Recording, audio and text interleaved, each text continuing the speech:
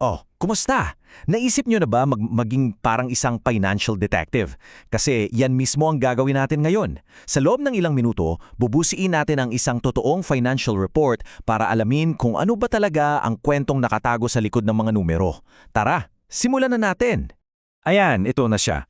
Ang cover sheet ng 2025 Audited Financial Statement ng LTG Group Inc. Mukha talagang nakakatakot, no? Ang daming salita, ang seryoso. Pero relax lang. Isipin nyo, para lang itong isang nobela na naghihintay na basahin natin. So yun nga yung tanong, 'di ba? Ano ba talaga ang kwento sa likod ng lahat ng numerong to? Aalamin natin yan na para tayong mga detective na naglulutas ng isang kaso. Game? Okay, unang-una sa listahan ng ebidensya natin, ito. Pwede nating isipin na ito yung report card ng kumpanya. Kumbaga, isang mabilisang tingin sa kalusugan ng finances nila at a specific point in time. O para mas madali nating maintindihan, ganito na lang. Ang balance sheet, yan yung parang financial selfie ng kumpanya. Click, ganyan ang itsura nila sa eksaktong sandaling iyon. Gets ba? Simple lang. So, sa puso ng bawat balance sheet, merong isang fundamental rule, isang equation. Assets equals liabilities plus equity. Anong ibig sabihin niyan? Simple lang. Kung ano yung pag-aari ng kumpanya, yung assets, dapat katumbas yan ng pinagsama-samang utang nila sa iba, yung liabilities, plus kung ano yung natitira para sa mga may-ari, yung equity. Dapat laging balanse. At eto na nga yung mismong dokumento. Ito yung tinatawag na Statement of Financial Position. O yun nga, balance sheet. Kung titingnan nyo yung total assets at yung total liabilities and equity, nako, dapat mag-match yan. Perfect dapat. At dito, perfect nga. At dito na tayo mapapanganga. Tingnan nyo yung numero. Noong 2025, ang total assets ng LTG Group umabot sa halos 98.5 bilyong pesos. Bilyon! Grabe! Isipin nyo kung gaano kalaking halaga yan. Talagang wow! Sige, galing tayo sa selfie, yung isang snapshot. Ngayon naman, tingnan natin yung buong pelikula. Kumusta ba yung performance nila sa loob ng isang taon? Ang pinaka-basic na tanong, kumita ba sila? At dyan na ngayon papasok yung tinatawag na income statement. Kung yung balance sheet ay selfie, ito naman yung parang recap ng buong taon mo.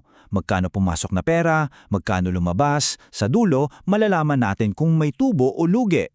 Heto na yung actual na statement of income nila. Pansinin nyo sa bandang taas nandun yung kabuang kita, yung income. Tapos, pag binawas na lahat ng gastos, lahat ng buwis, yung matitira sa pinakababa, yun yung abangan natin, yung net income. Yan yung totoong kinita nila. At eto, magandang balita para sa kanila. Tingnan nyo, mula 14.6 billion pesos noong 2024, umakyat pa ito sa 16.0 billion pesos noong 2025. So malinaw na lumago yung kita. Sagot sa tanong natin kanina? Oo, kumikita ang kumpanya at mukhang healthy ang takbo ng negosyo. Pero teka lang, hindi pa tapos ang investigasyon. Kasi yung kita sa papel, hindi ibig sabihin yun na cash na hawak nila. Bilang mga detective, kailangan nating sundan yung pera. Saan ba talaga ito napunta? Dito na natin kailangan ng ating detective's ledger.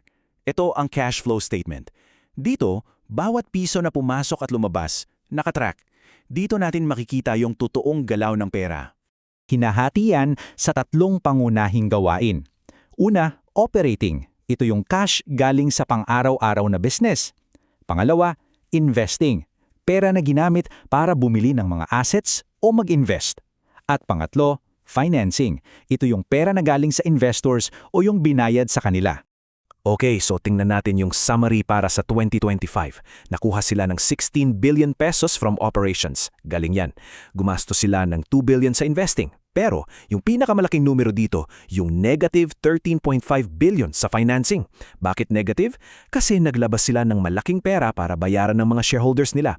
Tinatawag na dividends. So ibig sabihin, ibinabahagi nila sa mga may-ari yung kinikita nila. Okay, so nasilip na natin yung tatlong importanteng dokumento. Parang kumpleto na yung puzzle. Pero may isang napakahalagang tanong. Saan nga ba papunta ang investigasyon natin? Siyempre, sa final verdict. Totoo ba lahat ng ito? Mapagkakatiwalaan ba natin yung mga numero? Kasi yun yung tanong, di ba? Kapag katapos nating basahin lahat, paano tayo makakasiguro na accurate yung information na hindi tayo binobola? Well, diyang na pumapasok ang papel ng isang independent auditor. Sila yung parang mga third-party financial detective. Galing sila sa labas ng kumpanya at trabaho nila na suriin kung tama at totoo ang lahat ng nakasulat sa report. At sa report ng auditor, may mga salitang ginto tayong hinahanap. Ito yun, present fairly. Anong ibig sabihin yan? Sinasabi nila na sa kanilang professional opinion, patas at tama ang pagkakalahad ng financial position ng kumpanya. Ito na yung all clear signal. Ito yung selyo na pwede nating pagkatiwalaan yung mga numero. At para tuluyang isara ang ating kaso, heto pa ang isang ebidensya. Ang Statement of Management's Responsibility. Makikita nyo, pirmado yan ng mga top executive ng kumpanya. Sila mismong nagsasabi, kami ang responsable para sa report na ito. So may accountability. May mga totoong tao sa likod ng mga numerong ito. So ayan, tapos na ang investigasyon natin. Ngayong alam nyo na kung paano basahin ang kwento sa likod ng mga numero, ang tanong na lang ay ano kayang kwento ang isisiwalat ng susunod na report? Ang kaalaman na to, para sa inyo na yan. Gamitin nyo at wag na wag kayong hihinto sa pagtatanong.